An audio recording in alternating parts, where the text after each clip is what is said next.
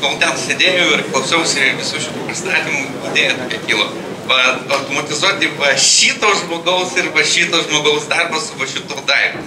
Kad jis tau primintų, kad laikas jau baigėsi, tavo idėjas, tavo, galbūt tavo priminimus ant šito ekrano, tuos žodžius, kurios kartais pamiršti čia stovėdam.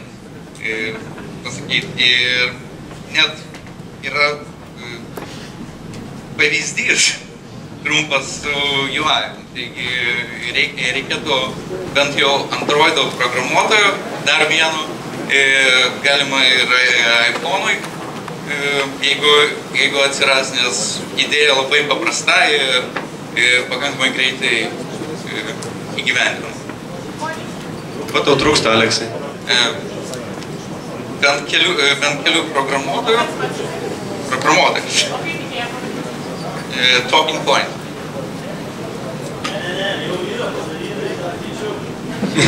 Na gerai, mes suintegruosim su PowerPoint'u ir su viskom kitom.